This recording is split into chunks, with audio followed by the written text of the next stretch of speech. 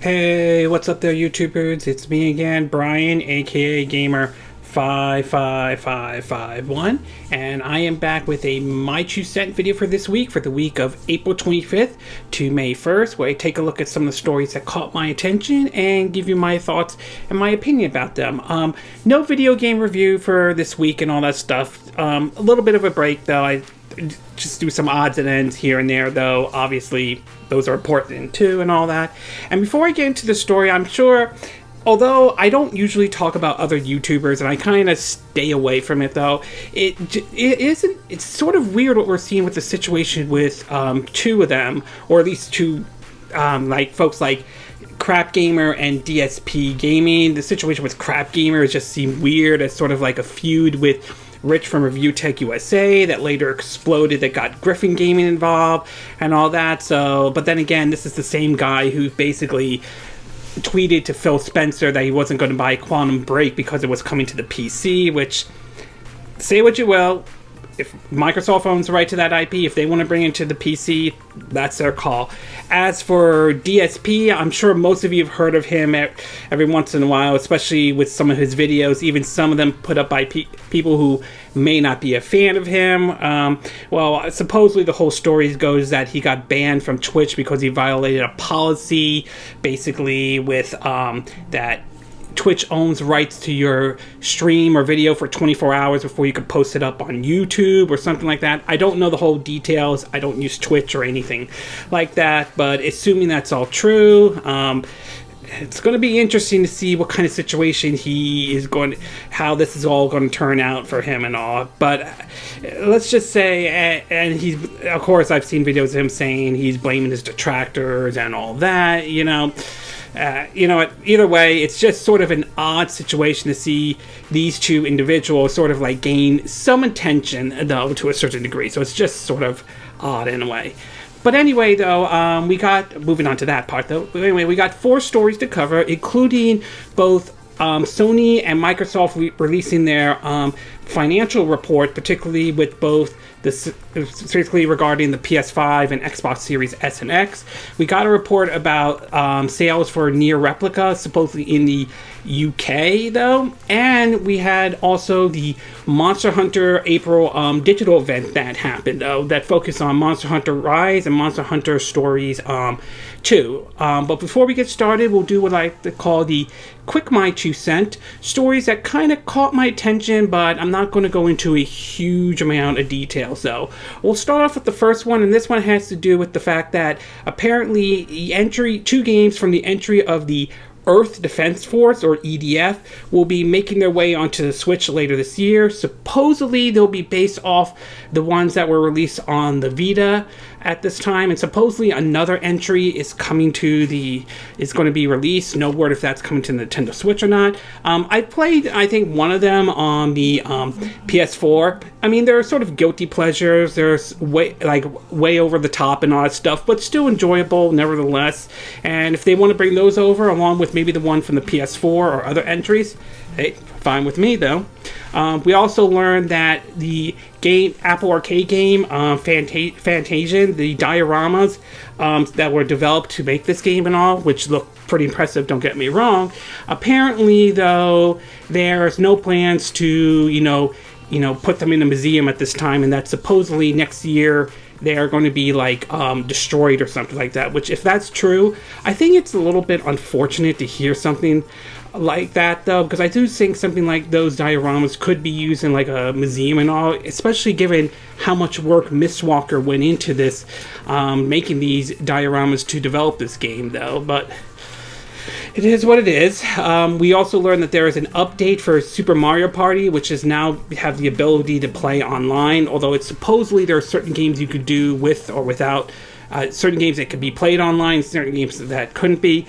But it's sort of interesting that it took them this long to put an online feature for Super Mario Party and all, so or Mario Party in general. So it's just sort of a bit It's sort of odd it took them this long or something like that. We also learned that Mortal Kombat, the movie, actually did very well at the box office. Supposedly, I think it made like 22 or 23 million over the weekend, though. So, but either way, for what I'm understanding, Warner Brothers must be pretty happy with the way the Mortal Kombat movie is doing, though. I haven't seen it or anything like that, but judging by the trailers that have been out, it obviously does look better than the campy, 90s one and all that stuff, though. But for now, it seems to be doing very well at the box office. But as far as going on Rotten Tomato, it seems to be there's a split between the audience and the critics, though. But we'll see. But either way, regardless of that, it seems from what I've been reading, it's doing well at the box office. We also learned that supposedly there is a rumor going around that a Mandalorian video game could be happening, though, and this supposedly, the claim is that there was something on the back of Phil Spencer's shelf when he was at an Xbox event, and supposedly there's a claim that there was a Mandalorian, like these kind of things right here. I have, the child, though, and all that. I don't have the Mandalorian. I would like to get one of those, but so far nothing's been confirmed at this time. But I will say that I would definitely be down for a Star Wars video game based on the Mandalorian. I think there's potential of it being good, but at the same time, there are many ways someone could easily screw that up. I mean, look what happened with EA. Look at the situation with Star Wars Battlefront and cancellation of all the projects. But on the other hand, look at Jedi Fallen Order as an example, though. We also learned from Activision, though, that the CEO of Activision, Bobby Kotick, if I'm saying his name correctly, though, will be getting a pay cut, which is definitely a step in the right direction. But nevertheless, judging by what I've been hearing and the fact that he still can get bonuses that are worth millions of dollars, this sounds nothing more than a drop in the bucket in either way.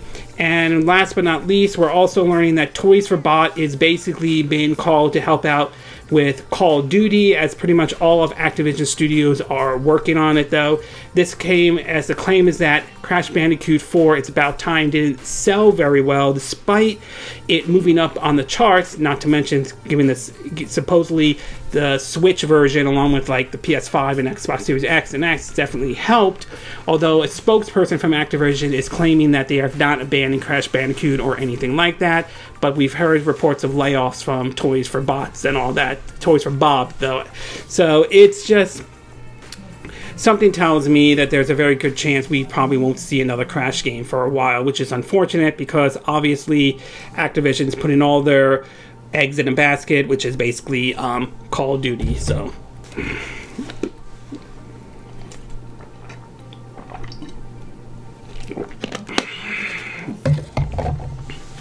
okay, with the quick My 2 Cent part now done, we'll get started with our first story, and this one has to do with Monster Hunter, particularly Monster Hunter Rise and the Monster Hunter digital event that happened, though.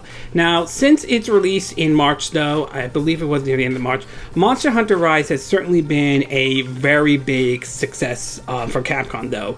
Basically designed using the RE engine and being developed for the Nintendo Switch, it certainly definitely has been a home run with a lot of folks. I've tried to switch. I've been playing Monster Hunter Rise for a bit so far. I gotta have time, though, and I'm liking what I'm seeing in it, especially with the whole wire bug and all that stuff. And we know that Capcom has announced that there were going to be future updates to this, though. Well, Capcom basically held their Monster Hunter April digital event, and we do have some information that basically came out from it, though. Several articles pointed this out, and the first one comes from the site iMore. It reads, quote, during Monster Hunter digital event, we learned a lot about Monster Hunter Stories 2, Wings of Ruin, and the roadmap for Monster Hunter Rise DLC. Monster Hunter Stories focuses more on plot and has you playing as a monster rider rather than a hunter. Meanwhile, Monster Hunter Rise DLC brings new monsters and Apex quests, though. The story says they showed off basically what they had. They had the trailer for Monster Hunter Stories 2. We also learned that there would be a Monster Hunter Stories 2 Deluxe Edition, which according to the article it reads, with the Monster Hunter Story 2 Deluxe Edition, players receive the following: base game, Kuna coat outfit for ENA, Razewing, Razewing armor, alpha beta layout armor for the player, Adventure Buddy 2-3 sticker set, spiky NERGAL hairstyle for the player, PUKEI costume for... Basically what we're looking at in terms of the pre-order bonus is that basically it's cosmetics though, so nothing really big right here though. So, I mean, some people may like the cosmetics, some don't, but either way, it's cosmetics. Whether you think that's good or bad, that's basically your call on that one. We also learned that Monster Hunter 2 Stories Amiibos will be released for the game. One based on the 3 characters, Anna, Razewing, Razewing, Ratha, and another one called Tsukino. So new Amiibos, that's definitely something I'll keep an eye out for that one. We also have a pre-order bonus for Monster Hunter Stories 2 that reads that, quote, Monster Hunter Stories 2 pre-order are now available. If players do pre-order the game early, they'll be able to download the KAM URA mating outfit for Ina once they get the game. The game will release on July 9th, 2021. And in case you're wondering, the outfit is basically the maiden outfit that I believe the 2 sisters wear in Monster Hunter Rise. So you could basically dress one of the characters up like that. So most of it right now is basically just cosmetics or anything like that. Amiibos, yeah, that interests me though. I do collect Amiibos and all that stuff. So, but like I said, most of the pre-orders for Monster Hunter Story 2 is mostly just the cosmetics though. Still getting the game, but cosmetics, I personally, for me, I could care less and all that stuff. Anyway, moving on, it says that, quote, they do have like a cross-save or crossover content, and it says, quote, if you have saved data for Monster Hunter Rise, you'll unlock the KAM URA grab as layer armor for your rider in Monster Hunter Stories 2. Similarity, or same in another way, if you have saved data for Monster Hunter Stories 2, you'll unlock the default rider layer armor for Stories 2 for your hunter in Monster Hunter Rise. So, a little bonus if you have Monster Hunter Story 2 and Monster Hunter Rise. They also learned that there will be a free update in the form of version 2.0, which I believe is available right now, which brings several new monsters and elements to Monster Hunter Rise. The free update will be available April 28th, 2021, out now though, and it basically points out you got an Apex Diablos, Apex RATHALOS, as obviously several different monsters, but going down here it says standard quest to hunt existing Apex monsters, new weapons and armor, new event quests, hunter rank cap increases, advanced rampage quests, new arena quests, single player only quests, which is nice, that's good though, and new layer armor for hunters and buddies. They also talked about the Monster Hunter Rise DLC Pack 2 pay DLC.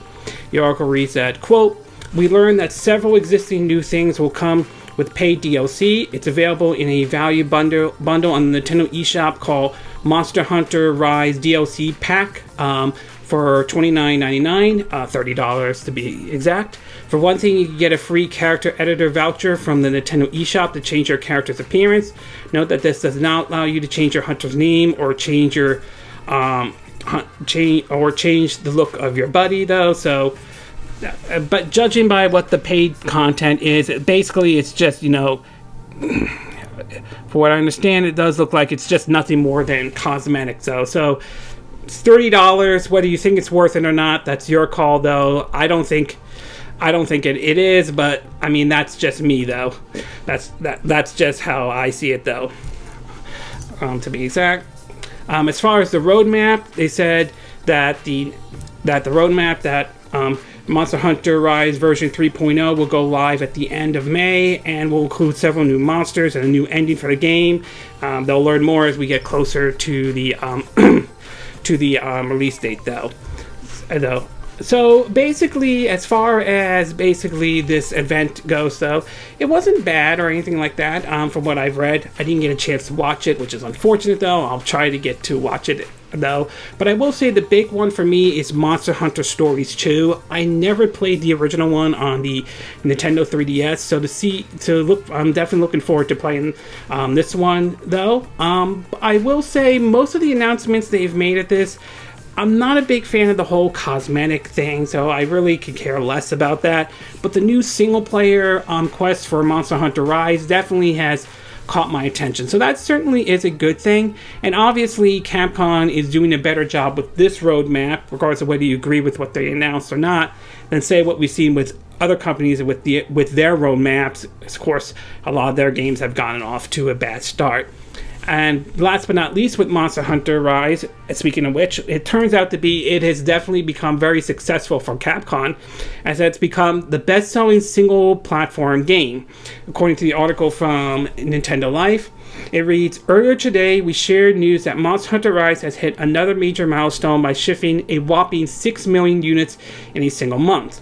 That's an impressive feat on its own, but it's even more impressive when you look through Capcom's history. As it turns out, Rise's 6 million sale figures makes it Capcom's best-selling game for a single platform. Looking at the company's list of platinum titles, only the classic SNES version of Street Fighter II has sold more with a total of 6.3 million units, though. Other games have sold plenty more. Capcom's best-selling game of all time is Monster Hunter World with 16.8 million and counting, and plenty of Resident Evil games have sold 7 million plus. But these launch across multiple systems and therefore have a much larger consumer-based copy. Rise is currently only available on the Switch with another 300,000 more sales. It becomes the highest-selling game that's exclusive to one platform. Of course, with a version of Rise set to launch on PC in 2022, next year, the game won't be able to hold on that title forever. Still, it's nothing else. It certainly showed just how hungry Nintendo fans can be for a new Monster Hunter game. So, if based on everything on that, it is definitely encouraging and nice to hear that Monster Hunter Rise is definitely getting off to a great start on the Nintendo Switch and is doing very well. And it kind of shows, if you try to points out to some degree, if third-party developers develop games custom-made for the Switch or the Switch focused, though, or custom-made for the Switch, though, it is possible it could have fine success like we saw with Monster Hunter Rise. Now, we know it's going to come to the PC next year, and it's going to be really interesting to see how well it does on the PC, especially on the Steam charts, though. Will it overtake Monster Hunter World? Will it be on the same level as Monster Hunter World, or will it do worse than Monster Hunter World when it comes on PC? So we'll have to wait and see what happens next year when Monster Hunter Rise does come to the PC. But overall, though, obviously we are getting some new content for Monster Hunter Rise, though, especially the single-player quest, though. We certainly got some pretty good information about Monster Hunter Stories 2, although most of the stuff we've heard so far has been mostly on the cosmetic side. And last but not least, Monster Hunter Rise has become the best-selling Capcom game on a single platform, though. And like I said, it's going to be really curious to see how it is when it's released next year on the PC. Okay, we're going to take a quick break. When we get back, we'll get to part 2. And this one has to do with Neir Replicant, if I'm saying the name correctly, though. And reports of it doing very well, at least in the UK, though. So we'll take a quick break, and we will be right back.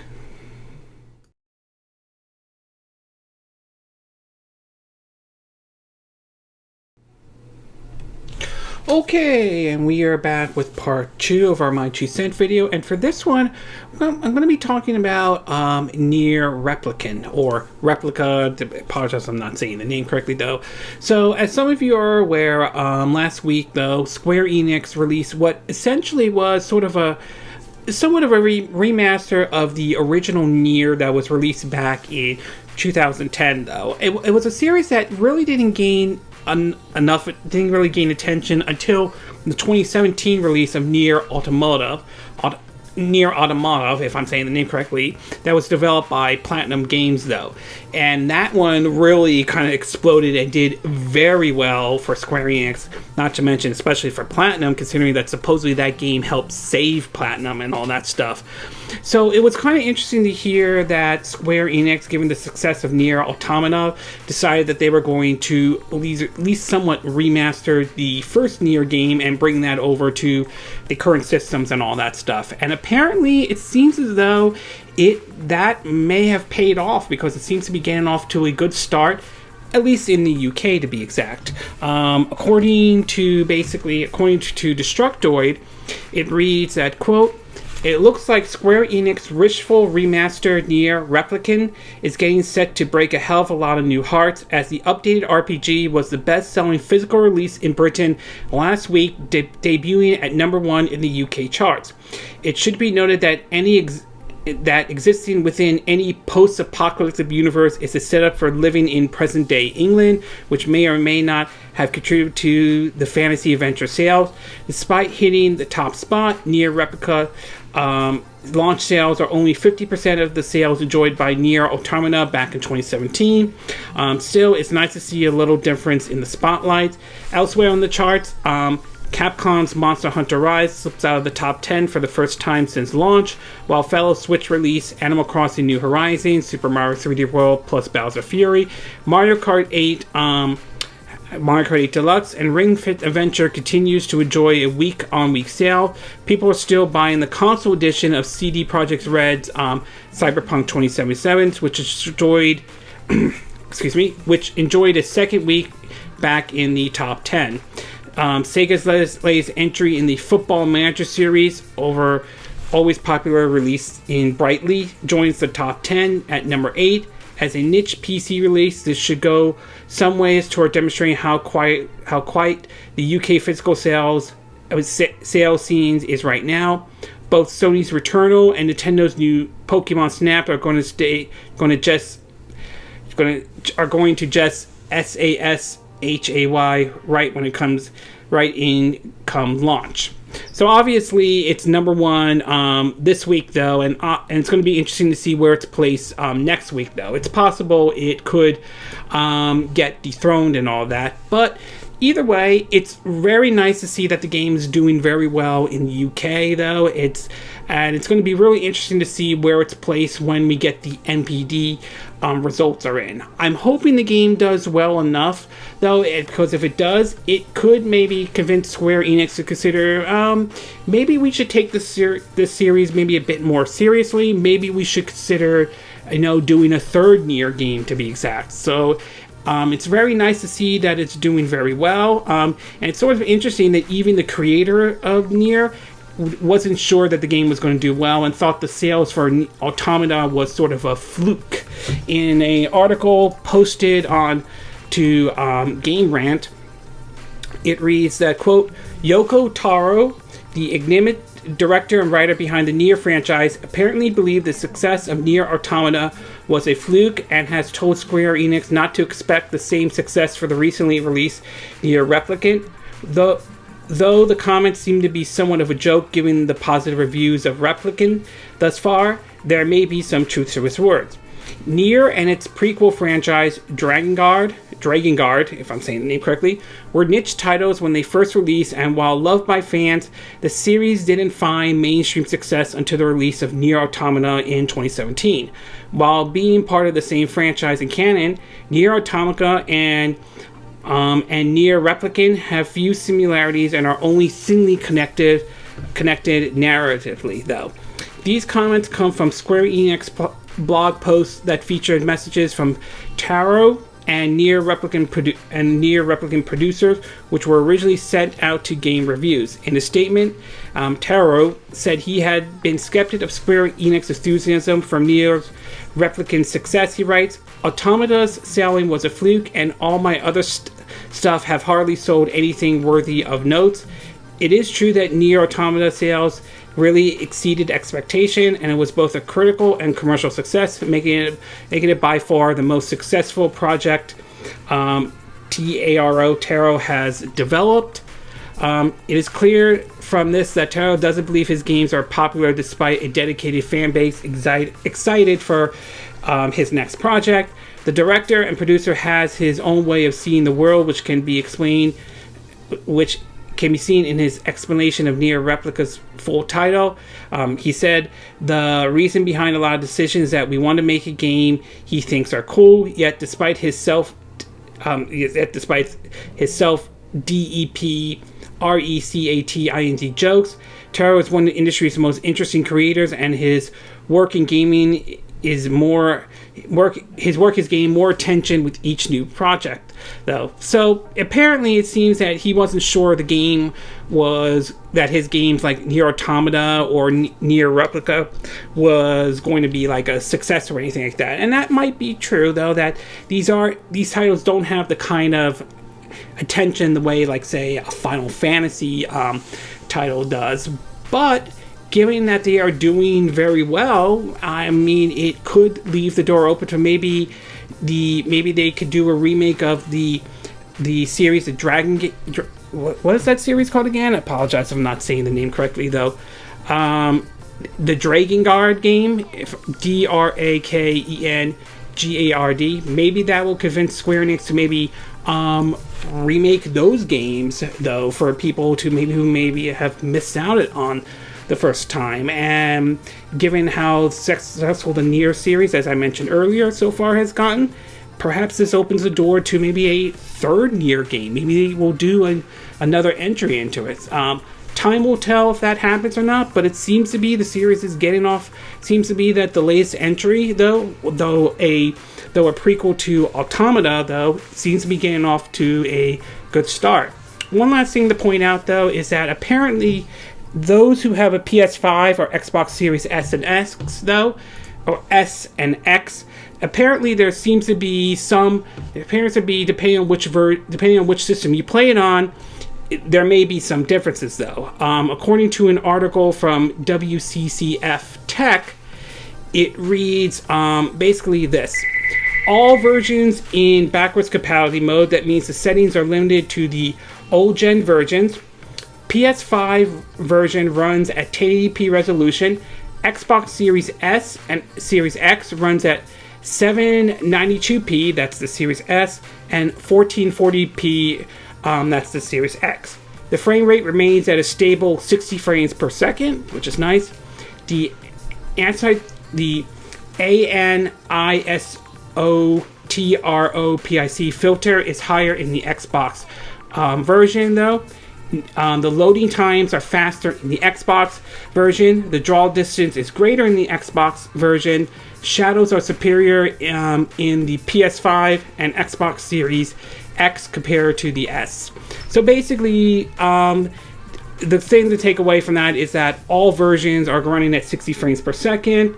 But it turns out to be the Xbox version has better loading times, though. But in terms of resolutions, it's worth pointing out the Series S runs at 792, which in a way you could say it's like 720p compared to the higher resolutions that the Series X or the PS5 have it at. But either way, it's at 60 frames per second, which certainly is a plus for me, though. So overall, it's great to see that Neir Replicant is doing very well.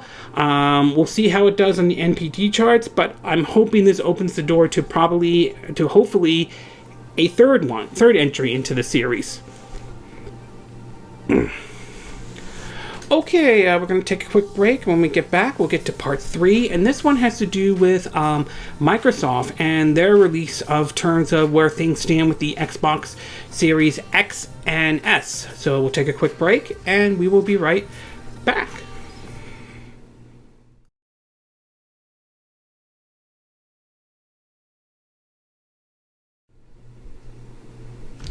Okay, and we are back with part 3 of our My 2 Cent video, and for this one, we're going to be taking a look at Microsoft. Now, as some of you are aware, this week Microsoft released their quarter's earnings and all that, and it seems as though, based on the information that has come out so far from Microsoft, it seems that the Xbox Series S and X, not to mention Game Pass, has certainly... well, let's just say it certainly has turned things around for, let's say, part of the Xbox brand and all. The first article Excuse me.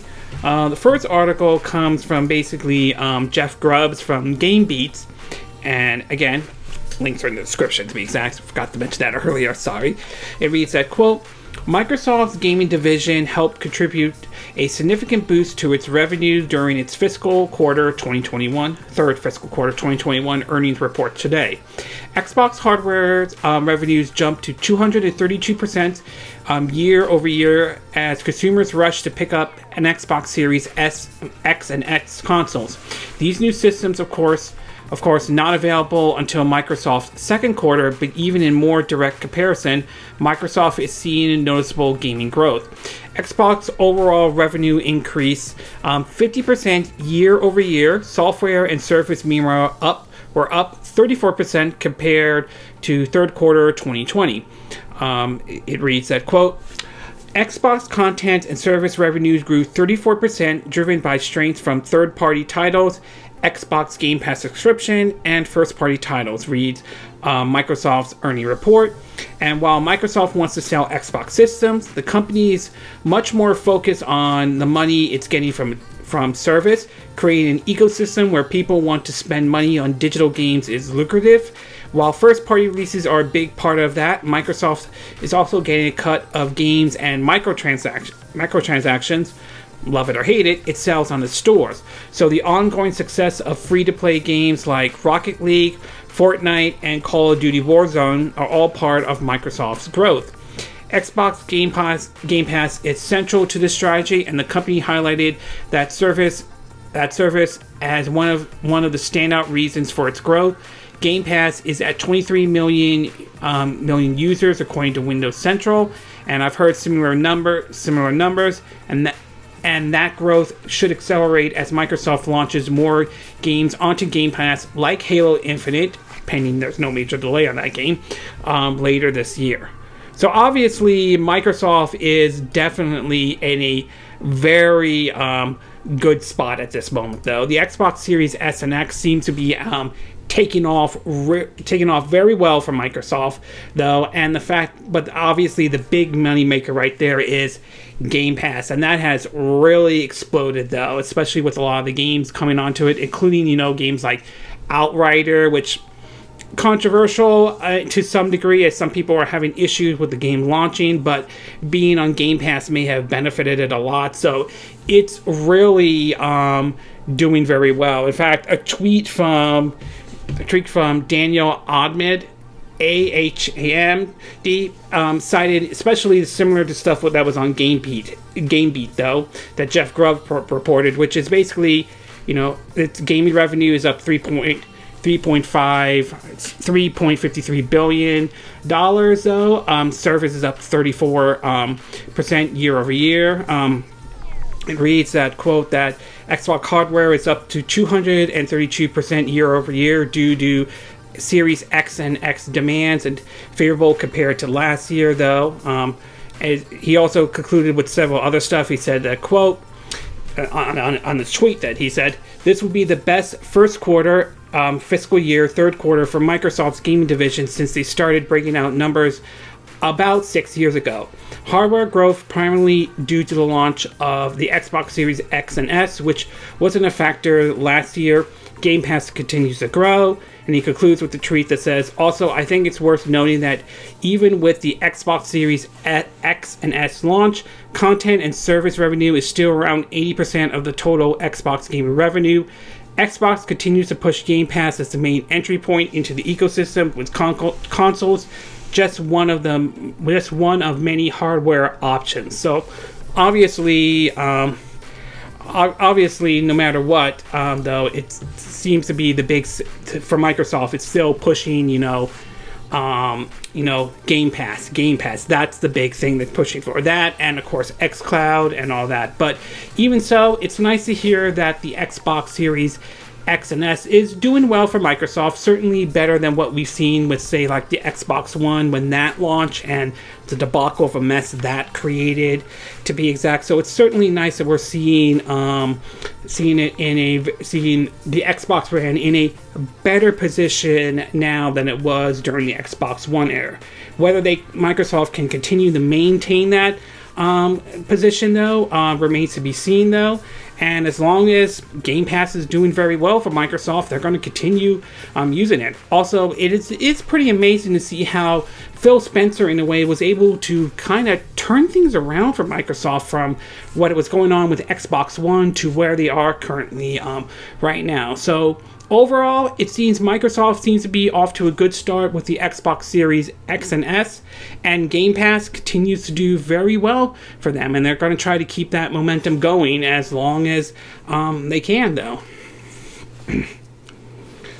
Okay, we're going to take a quick break, and when we get back, we'll get to our fourth and final part, and this one has to do with Sony releasing their fiscal earnings and all. So we'll take a quick break, and we will be right back.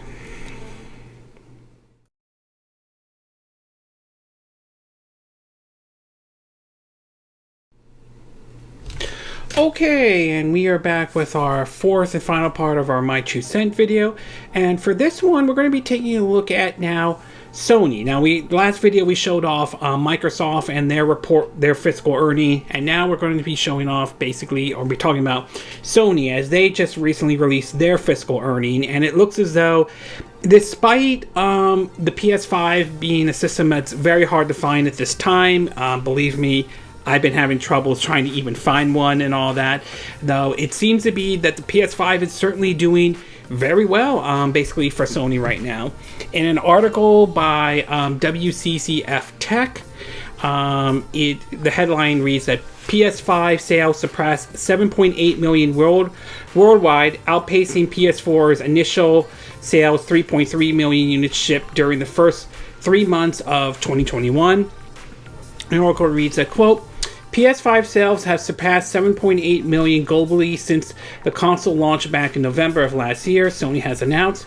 Shortly after Microsoft published its third quarter financial earning report, Sony published its financial result for fiscal year 2020 with an earning call following shortly though. It says that while demand remains high than the available supplies, Sony has managed to ship 7.8 million PS5 units as of March 31st, 2021. As mentioned in the financial results, of those 7.8 million units, 3.3 million units were shipped during the first 3 months of 2021. Interestingly, as noted by industry analysts Benji Sales, BENJI, and Daniel Ahmed, this means that the PS5 is outpacing the PS4 with launch aligned over the same period. For reference, in the same time frame, Sony managed to sell 7.6 million PS4 units. Sales increased 678.7 billion yen, 34% year on year, to 2,656.3 billion yen, a 35% increase on a constant current base. This significant increase in sales was primarily due to an increase in game software sales, including add-on content, and an increase in hardware sales due to the launch of the PS5. Sony's financial statement report reads, as for software sales across both the PS4 and PS5, a total of 338.9 million games were sold during Sony's fiscal years. Of these sold games, 58.4 million copies, 17%, were from Sony's first-party studios, though. For Sony's next fiscal year, FY 2021, the Japanese company is focused on that its first-party studios under the PlayStation Studio umbrella will generate more revenue than last year, fiscal year 2020, though. Impressive numbers from Sony for sure, especially considering the fact that supplies have been hampered due to component shortage and all. Not to mention, let's not forget about the whole issues with scalpers and all that. And just to give you an idea, Daniel Ahmed basically tweeted, quote, as mentioned in this report, though, the PS5 sold 7.8 million units as of March 31st, 2021, according to Sony. 3.3 million were shipped in the past quarter. For reference, the PS4 has sold 7.6 million units in the same time period. Demand remains higher than supplies for the PS5. And all that. So basically, despite the shortage, despite everything that's been going on with Sony, including with Jim Ryan being in charge, as not everyone is happy with some of his decisions that he's made so far, the PS5 is continuing to do very well for Sony and all. And so far, we're seeing the release of Returnal that comes out this week and all that. So Sony is definitely doing very well with the PS5 at this time. Now, don't get me wrong, it's still hard to find a PS5 and all that. I'm still having trouble trying to find one.